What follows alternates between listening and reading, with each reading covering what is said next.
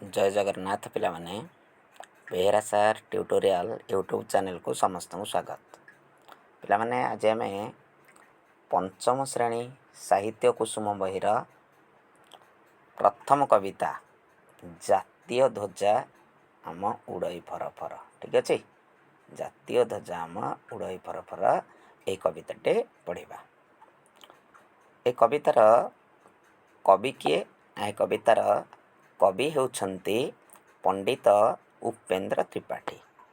ठीक अच्छे, ये जातीय ध्वजा आम उड़ई फर फर कवितार कवि किए? पंडित उपेंद्र त्रिपाठी। तेणु कवि पंडित उपेंद्र त्रिपाठी विषय आम कविता को जीवा पूर्वर प्रथम किछि जानिबा। ठीक अच्छे, तांकर संक्षिप्त परिचय जानिबा। चलो देखिबा। कवि पंडित उपेंद्र त्रिपाठी 1903 मसीहा सेप्टेम्बर मास 10 तारिख बा 10 तारिख दिन जन्मग्रहण करते। ठीक अच्छे, पंडित उपेंद्र त्रिपाठी केबे जन्मग्रहण करते? 1903 मसीहा सेप्टेम्बर मास 10 तारिख दिन जन्मग्रहण करते। ठीक अच्छे, से पिलामानक पाई अनेक साहित्य रचना कर जाइछन्ति। पंडित उपेंद्र त्रिपाठी पिलामानक पाई अनेक साहित्य रचना कर जाइछन्ति। सेगुड़िक मध्य कौन सब रही? सेगुड़िक मध्य कुहू कुहू। ठीक अच्छे, सेगुड़िक मध्य कुहू कुहू,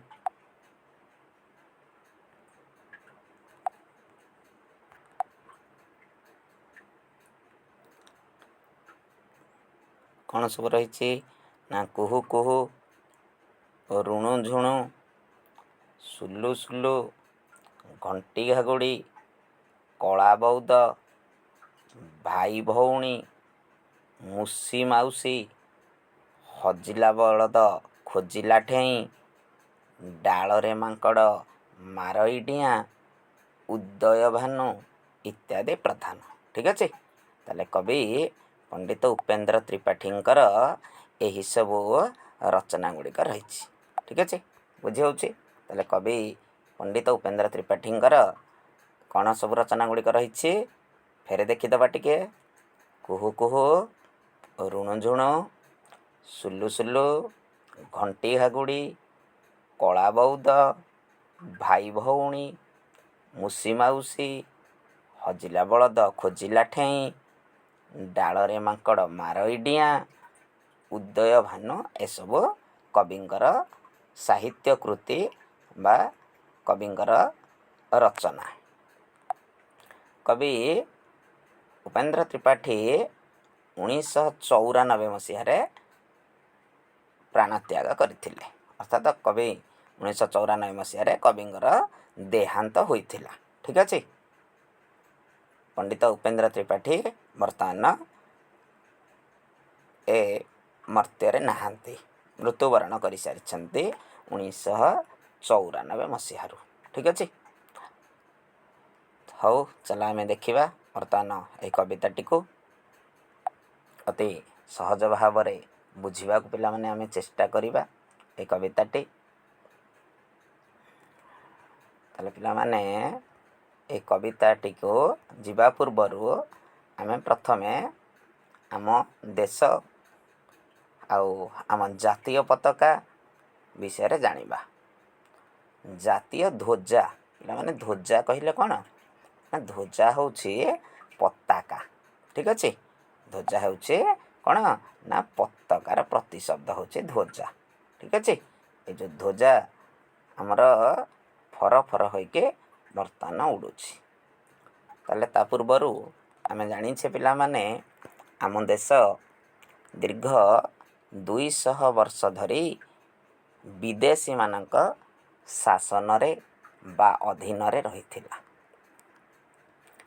ताले को माने विदेशी ना आमर भारत को छाड़ीदेले जो अन्य देश गुड़िक सब रही, जमीती पाकिस्तान कहीपर, चीन कहीपर, ऑस्ट्रेलिया कहीपर, इंग्लैंड कहीपर, ठीक अच्छे।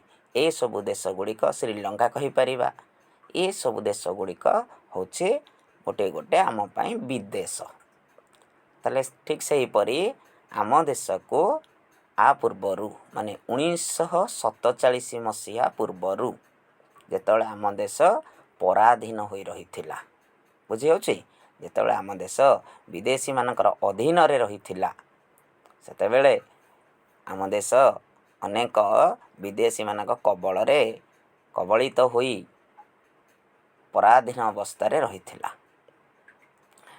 पर्तुगीज माने किछि दिन शासन करथिले बा आम देश को आसीथिले ओलंदाज माने आसीथिले ब्रिटिश माने आसीथिले हाँ तेणु एभली अनेक विदेशी माने आम देश को निज नियंत्रणाधीन रे रखी शासन करथिले एवं दीर्घ 200 वर्ष आम देश पराधीन होई रहिबा परे शेषरे 1947 मसीहा अगस्ट मास 15 तारिख दिन आम देशर बा आम जातिर पिता महात्मा गांधी नेतृत्व रे एवं आम देशर अनेक स्वाधीनता संग्रामी मानकर बलिदान रे आम देश 1947 मसीहा अगस्ट मास 15 तारिख रे स्वाधीनता लाभ कला। ताले आम देश केबे स्वाधीनता लाभ कला 1947 मसीहा अगस्ट मास 15 तारिख दिन आम देश कौन है ना स्वाधीन है बा स्वाधीनता लाभ कला एवं वर्तमान आमे स्वाधीन देशर पिला माने आमर आज क्या डर नहीं आज आम देश स्वाधीन कहार अधीन रे आम देश आज नहीं ठीक अच्छे ताले एवं आमर जातीय ध्वजा सही दिन ठारू फर फर हुए उड़ुअछि एठारे तमे आम ये जातीय ध्वजा को देखि पारुथिबो ताले ये जातीय ध्वजा रे आमर केतोटी रंग रही ना ये जातीय ध्वजा रे आमर 3टी रंग रही ठीक अच्छे ये जातीय ध्वजार उपरी भाग रे ये जातीय ध्वजार उपरी भाग रे देखि पारुछ आमर केउ रंग रही ना उपरी भाग रे आमर नारंगी रंग रही केउ रंग रही नारंगी रंग रही ठीक अच्छे आम जातीय ध्वजार उपरी भाग रे केउ रंग रही ना नारंगी रंग रही यही नारंगी रंग हेउछि आमर कहार प्रतीक ना यही नारंगी रंग हेउछि आमर साहस त्यागर प्रतीक ठीक अच्छे यही नारंगी रंग जहाँकि आम जातीय ध्वजार उपरी भाग रे रही एवं यार मझी भाग रे देखि पारुछ धला रंग रही आम जातीय ध्वजार मझी भाग रे केउ रंग रही ना धला रंग रही यही धला रंग हेउछि आमर शांति आ मैत्रीर प्रतीक ठीक अच्छे यही धला रंग हेउछि आमर शांति आ मैत्रीर प्रतीक एवं यही जातीय पताकार बा आम जातीय पताकार तल भाग रे सबुज रंग रही यही सबुज रंग हेउछि आमर समृद्धिर प्रतीक ठीक अच्छे ताले आम जातीय पताकार केतोटी रंग रही ना 3टी रंग रही सेथिपाई आम जातीय पताका को कौन बोली कह जाए सेथिपाई आम जातीय पताका को त्रिरंगा बोली कह जाए ठीक अच्छे आम जातीय पताकार 3टी रंग रही को त्रिरंगा बोली कह जाए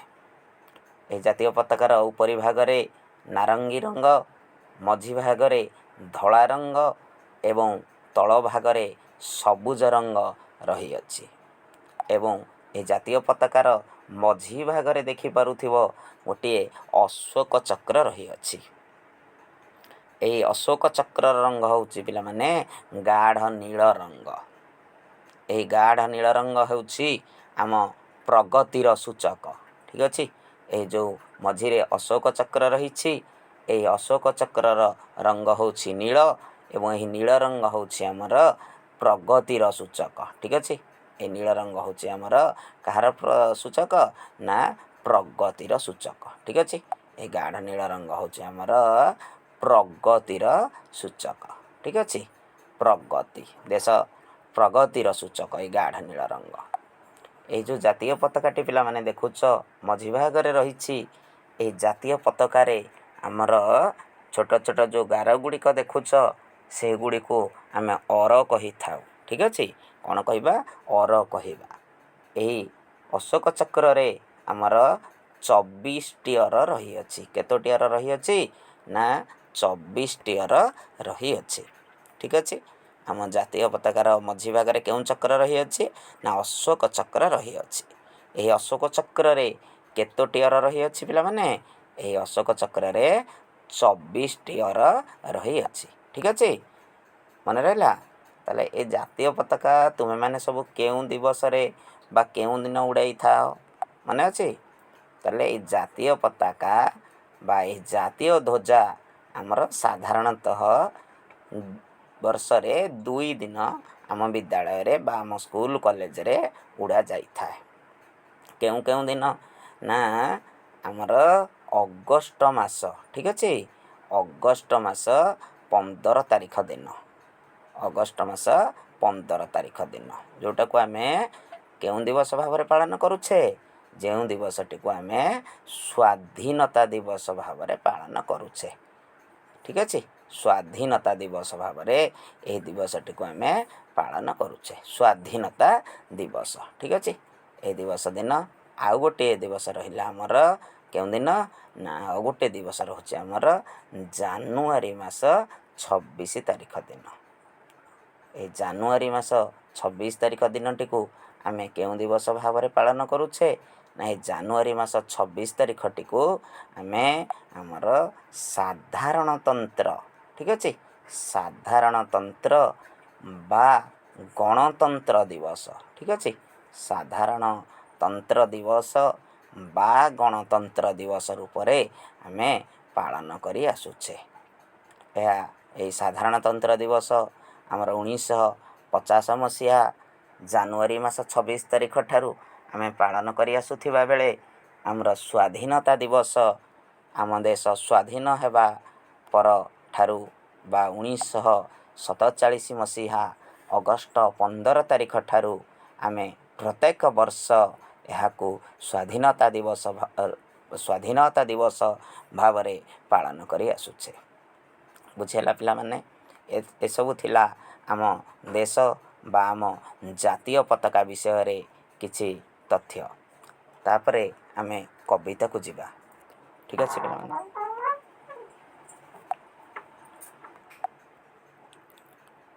कवितार प्रथम पद देखिबा कौन कहउछन्ति कवि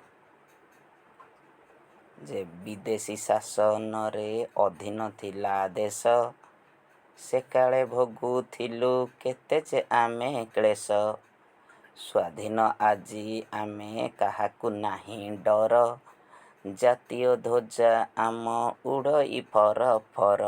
ठीक अच्छे, विदेशी शासन रे अधीन थिला देश अर्थात जेते बेले आम देश बा आम भारत विदेशी मानकर अधीन रे थिला बा विदेशी माने आम देश को जेते बेले शासन करुथिले, से काले भोगुथिलु केते जे आमे क्लेश। पिलाने क्लेश कहिले दुख बा जंत्रणा बा निर्यातना। ठीक अच्छे, क्लेश कहले कौन ना दुख बा जंत्रणा। ठीक अच्छे, हाँ से काले आमे कौन भोग करुथिले ना दुख आउ जंत्रणा भोग करुथिले। ठीक अच्छे, कौन भोग करुथिले दुख आउ जंत्रणा भोग करुथिले, कारण से माने आमको निज अधीन रे रखी आम भारतीय मानकू बा आम देशवासी को से माने कौन दउथिले ना अकथनीय अत्याचार करुथिले, अकथनीय क्लेश दउथिले बा कष्ट देउथिले। जे समय रे बा जेबे विदेशी मानक अधीन रे आम देश थिला, जेते बेले आम देश पराधीन थिला, सही समय रे आम भारतीय माने आम देशवासी अनेक क्लेश अनेक कष्ट सही विदेशी मानक द्वारा सहुथिले बा ପାଉଥିଲେ। ବୁଝି ହେଉଛି? କିନ୍ତୁ ସ୍ୱାଧୀନ ଆଜି ଆମେ କାହାକୁ ନାହିଁ ଡର, କିନ୍ତୁ ଆଜି ଆମେ ସ୍ୱାଧୀନ। ଆଜି ଆମର କାହାରିକୁ ଡର ନାହିଁ। ହଁ, ଆମର ଆଜି ଜାତୀୟ ଧ୍ୱଜା ଆଜି ଆମର ଫର ଫର ହୋଇ ଉଡ଼ୁଛି। ଏହି ଜାତୀୟ ଧ୍ୱଜା ଫର ଫର ହୋଇ ଉଡ଼ି କ'ଣ ବାର୍ତ୍ତା ପ୍ରଦାନ କରୁଛି ଆମକୁ? ନା ଆଜି ଆମେ ସ୍ୱାଧୀନ। ଆଜି ଆମେ କାହାକୁ ଆମର ଆଉ ଡର ନାହିଁ। କାହାରିକୁ ଆମେ ଆଜି ଭୟ କରିବା ନାହିଁ। କାରଣ ଆମ ଦେଶ ଆଜି ସ୍ୱାଧୀନ। ସ୍ୱାଧୀନ ହେଉଛି ସ୍ୱଯୁକ୍ତ ଅଧୀନ। ଠିକ୍ ଅଛି ପିଲାମାନେ? ଯଦି ଆମେ ସ୍ୱାଧୀନକୁ ସନ୍ଧିବିଚ୍ଛେଦ କରିବା ତାହେଲେ ସ୍ୱାଧୀନର ସନ୍ଧିବିଚ୍ଛେଦ କ'ଣ ହେବ? ନା ସ୍ୱଯୁକ୍ତ ଅଧୀନ। ଠିକ୍ ଅଛି?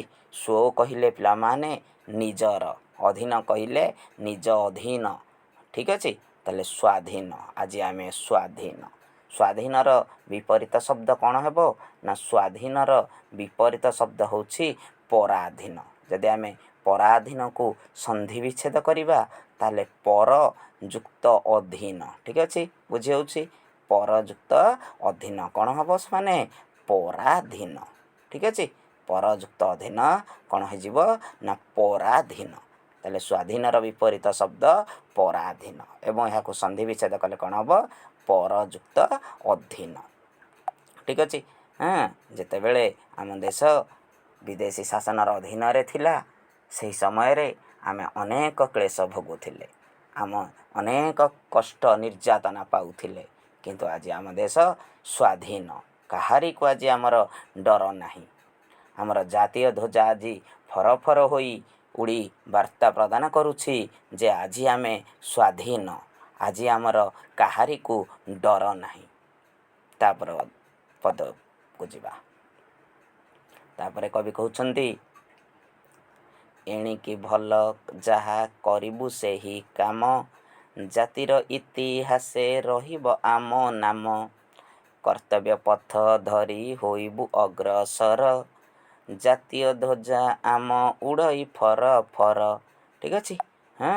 ଏଣିକି ଭଲ ଯାହା କରିବୁ ସେହି କାମ। ଆମେ ଆଜି ସ୍ୱାଧୀନ। ଏଣିକି ଆମେ ସବୁ ଭଲ ଭଲ କାମ କରିବା। ଯେପରି ଆମର ଜାତିର ଇତିହାସରେ ଆମର ନାମ ରହିବ। ଆମେ ଏମିତି କାମ କରିବା, ଆମେ ଏମିତି ଭଲ କାମ କରିବା ଯାହାଦ୍ୱାରା ଆମର ନାମ ଆମର ଜାତି ଇତିହାସରେ ସ୍ୱର୍ଣ୍ଣାକ୍ଷରରେ ଲିପିବଦ୍ଧ ହୋଇ ରହିବ। ଯେପରି ଆମର 12 ବର୍ଷର ବା ଆମ ଓଡ଼ିଶାର 12 ବର୍ଷର ବାଳକ ବାଜି ରାଉତ କଥା। ଠିକ୍ ଅଛି? ତମେ ଶୁଣିଥିବ ବାଜି ରାଉତ 12 ବର୍ଷର ନାଉରୀ ଟୋକା ବାଜି ରାଉତର କଥା। ଯିଏ ନିଜ ଦେଶକୁ ନିଜ ମାଟି ମାଆକୁ ସ୍ୱାଧୀନ କରିବା ପାଇଁ ଇଂରେଜ ଫୌଜମାନଙ୍କୁ ତା'ର ଡଙ୍ଗାରେ ନଦୀ ପାରି କରିଦେଇନଥିଲା ଏବଂ ଶେଷରେ ଇଂରେଜମାନେ ସେଇ ଇଂରେଜ ସିପାହୀମାନେ ରକ୍ତ ପିପାସୁ ହୋଇ ରାକ୍ଷସଙ୍କ ଭଳି ସେ ବାଜି ରାଉତକୁ ନିର୍ମମ ଭାବରେ ହତ୍ୟା କରିଥିଲେ।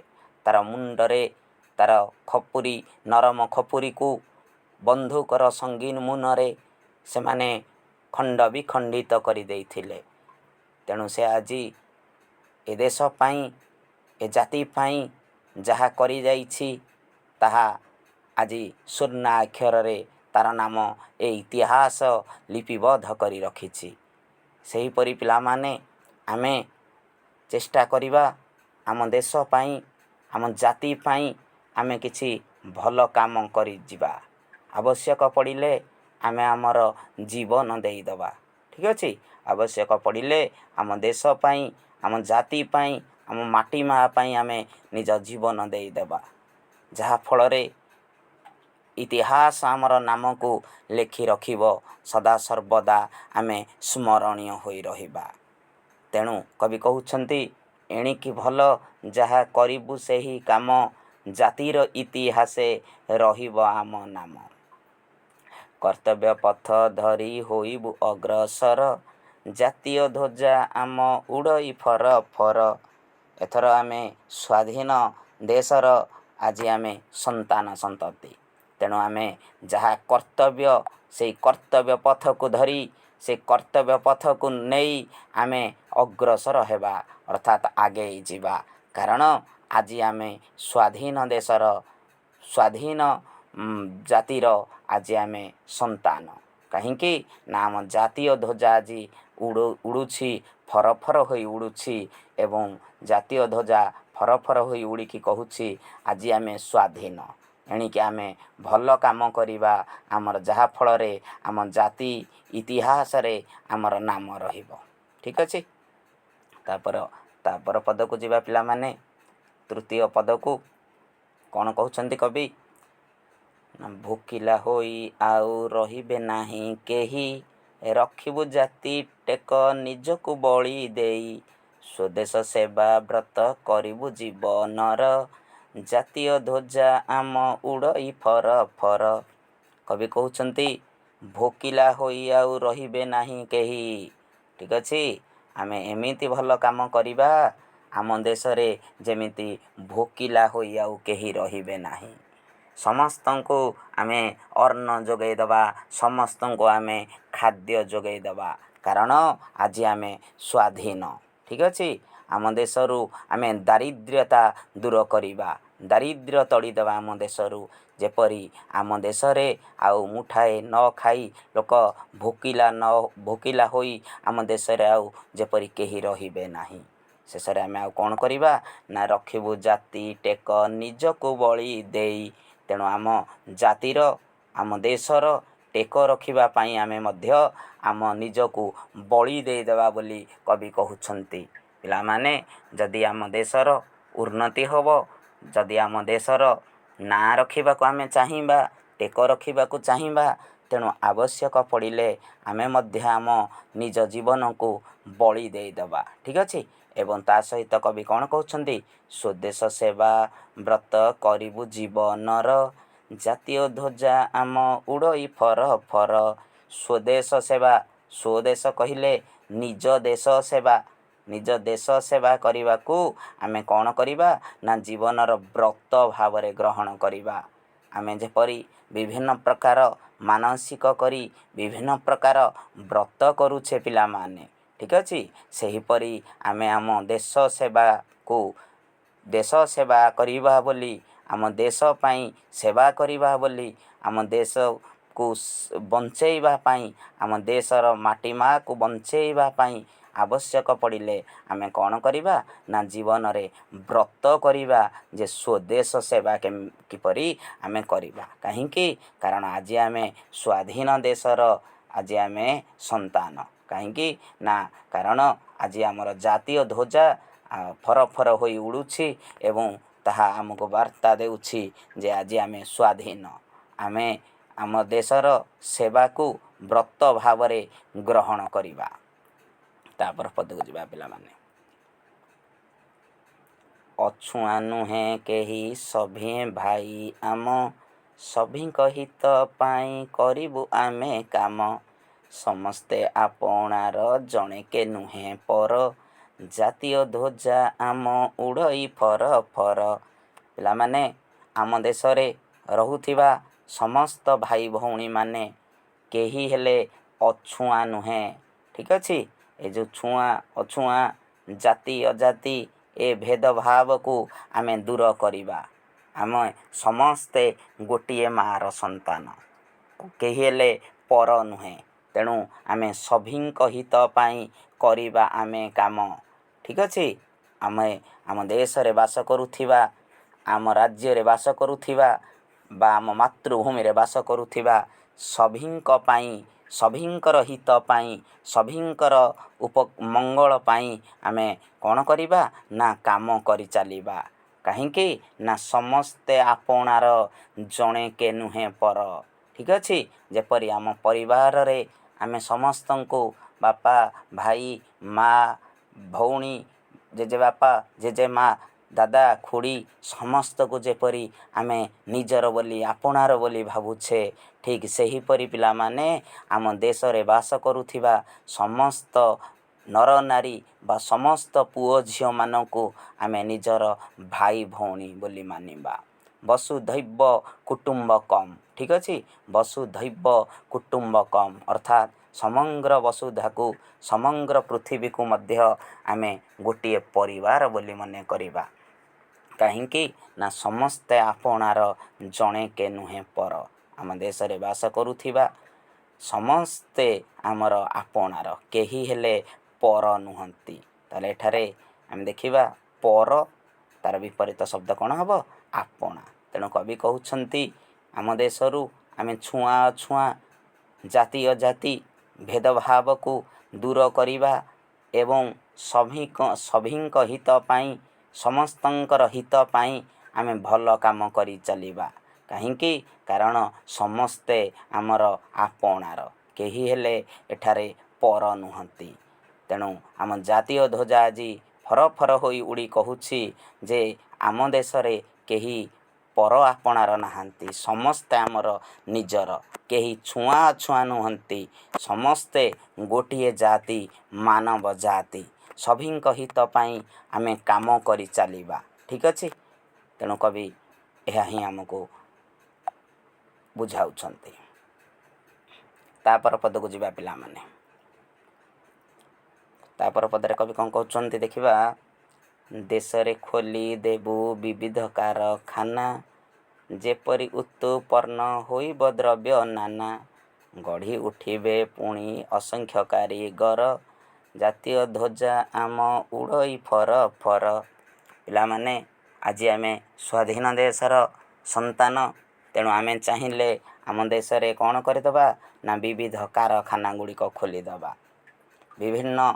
ବିବିଧ କାରଖାନା ଗୁଡ଼ିକ ଖୋଲିଦେବା ଦ୍ୱାରା କ'ଣ ହେବ ନା ଯେପରି ଉତ୍ତୁପର୍ଣ୍ଣ ହୋଇବ ଦ୍ରବ୍ୟ ନାନା।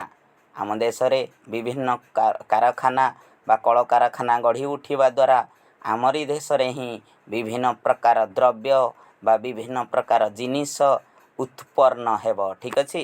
ଉତ୍ତୁପର୍ଣ୍ଣର ଗଦ୍ୟ ରୂପ କ'ଣ ହେବ ନା ଉତ୍ପନ୍ନ ହେବ। ଉତ୍ପନ୍ନ। ଠିକ୍ ଅଛି। ଉତ୍ତୁପର୍ଣ୍ଣର ଗଦ୍ୟ ରୂପ ଏଠାରେ ଆମେ ଯଦି ଦେଖିବା କ'ଣ ହେବ ନା ଉତ୍ପନ୍ନ ହେବ। ତେଣୁ କବି କହୁଛନ୍ତି ଆମ ଦେଶରେ ବିବିଧ କାରଖାନା ଖୋଲିଦେବା, ଯାହାଦ୍ୱାରା ଆମ ଦେଶରେ ବିଭିନ୍ନ ପ୍ରକାର ଦ୍ରବ୍ୟ ଉତ୍ପନ୍ନ ହୋଇପାରିବ। ତା ସହିତ କ'ଣ କରିବା ଆଉ କ'ଣ ହେବ ନା ଗଢ଼ି ଉଠିବେ ପୁଣି ଅସଂଖ୍ୟ କାରିଗର, ଜାତୀୟ ଧ୍ୱଜା ଆମ ଉଡ଼ଇ ଫର ଫର। ଯଦି ଆମ ଦେଶରେ ବିବିଧ କାରଖାନା ଗଢ଼ି ଉଠେ ଆମ ଦେଶରେ ତ ବିଭିନ୍ନ ଦ୍ରବ୍ୟ ବା ନାନା ଦ୍ରବ୍ୟ ଉତ୍ପନ୍ନ ହୋଇବ। ତା ସହିତ ଆମ ଦେଶରେ ଅସଂଖ୍ୟ କାରିଗର ଗଢ଼ି ଉଠିବେ। ଠିକ୍ ଅଛି। ତା ସହିତ ଆମ ଦେଶରେ ଆଉ କ'ଣ ହେବ? ଯେପରି ଉତ୍ତୁପର୍ଣ୍ଣ ହୋଇବ ଦ୍ରବ୍ୟ ନାନା, ଗଢ଼ି ଉଠିବେ ପୁଣି ଅସଂଖ୍ୟ କାରିଗର, ଜାତୀୟ ଧ୍ୱଜା ଆମ ଉଡ଼ଇ ଫର ଫର। ଯଦି ଆମ ଦେଶରେ ବିଭିନ୍ନ କାରଖାନା ଗଢ଼ି ଉଠିବ ତାହେଲେ ଅସଂଖ୍ୟ କାରିଗର ମଧ୍ୟ ଗଢ଼ି ଉଠିବେ। ପିଲାମାନେ ଆଜି ଆମ ଦେଶରୁ ହେଉ ବା ଆମ ରାଜ୍ୟରୁ ହେଉ ଅସଂଖ୍ୟ ଶ୍ରମିକ, ଅସଂଖ୍ୟ କାରିଗର ଅନ୍ୟ ରାଜ୍ୟ ବା ଅନ୍ୟ ଦେଶ ଉପରେ ଆଜି ନିର୍ଭରଶୀଳ। ଆଜି ଆମ ଦେଶରେ ବା ଆମ ରାଜ୍ୟରେ ବିଭିନ୍ନ କାରଖାନାର ଅଭାବ ହେତୁ ଆମ ରାଜ୍ୟରୁ ଆମ ଦେଶରୁ ଅନେକ ଶ୍ରମିକ, ଅନେକ କାରିଗର ଅନ୍ୟ ଦେଶକୁ ଚାଲି ଯାଉଛନ୍ତି। ଦାଦନ ଶ୍ରମିକ ଭାବରେ ଦାଦନ ଖଟିବାକୁ ସେମାନେ ଅନ୍ୟ ଦେଶକୁ ଯାଉଛନ୍ତି। ତେଣୁ କବି କହୁଛନ୍ତି ଆଜି ତ ଆମେ ସ୍ୱାଧୀନ, ଆମେ ଚାହିଁଲେ ଆମ ଦେଶରେ ବିବିଧ କାରଖାନା ଗଢ଼ି ତୋଳିବା ବା ତିଆରି କରିବା, ଯାହାଫଳରେ ଆମ ଦେଶରେ ବିଭିନ୍ନ ଦ୍ରବ୍ୟ ନାନା ବା ବିଭିନ୍ନ ଦ୍ରବ୍ୟ ଉତ୍ପନ୍ନ ହେବ ବା ତିଆରି ହେବ। ଆଜି ଆମେ ମଧ୍ୟ କିଛି ଦ୍ରବ୍ୟ ପାଇଁ, କିଛି ଜିନିଷ ପାଇଁ ଆଜି ଆମେ ଅନ୍ୟ ଦେଶ, ଅନ୍ୟ ରାଜ୍ୟ ଉପରେ ନିର୍ଭର କରୁଛେ। ଯଦି ଆମ ଦେଶରେ ବିଭିନ୍ନ କଳକାରଖାନା ଗଢ଼ି ଉଠନ୍ତା ବା ଗଢ଼ି ଉଠିବ, ତେବେ ବିଭିନ୍ନ ଦ୍ରବ୍ୟ ତିଆରି ହେବା ସହିତ, ଉତ୍ପନ୍ନ ହେବା ସହିତ ଆଉ ଅସଂଖ୍ୟ କାରିଗର କ'ଣ ହୁଅନ୍ତେ ନା ଗଢ଼ି ଉଠନ୍ତେ। କାହିଁକି ନା ଆଜି ଆମେ ସ୍ୱାଧୀନ। ଆମ ଜାତୀୟ ଧ୍ୱଜା ଆଜି ଫରଫର ହୋଇ ଉଡ଼ୁଛି। ତାପର ପଦକୁ ଯିବା ପିଲାମାନେ। କ'ଣ କହୁଛନ୍ତି କବି? ଆମେ ଯେ ବୀର ଜାତି ନୋଇବୁ ନାହିଁ ମଥା, କରିବୁ ପ୍ରାଣ ଦେଇ କହିବୁ ଯେଉଁ କଥା, ମରତେ ଖେଳାଇବୁ ସୁଷମା ସରଗର, ଜାତୀୟ ଧ୍ୱଜା ଆମ ଉଡ଼ଇ ଫର ଫର। ପିଲାମାନେ କବି କହୁଛନ୍ତି ଆମେ ଯେ ବୀର ଜାତି, ଠିକ୍ ଅଛି।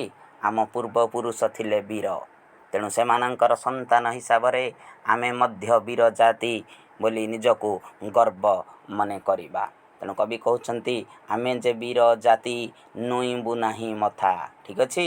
ଆମେ ବୀର ଜାତି ହୋଇଥିବାରୁ ଆମେ କାହାରି ଆଗରେ ମଥା ନୁଆଇଁବୁ ନାହିଁ ବା ମୁଣ୍ଡ ନୁଆଇଁବୁ ନାହିଁ।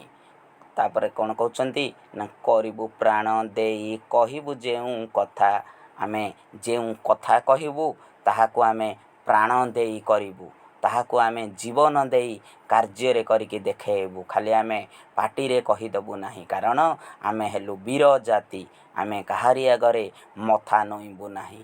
ଆଉ କ'ଣ କରିବୁ ନା ମରତେ ଖେଳାଇବୁ ସୁଷମା ସରଗର, ଜାତୀୟ ଧ୍ୱଜା ଆମ ଉଡ଼ଇ ଫର ଫର।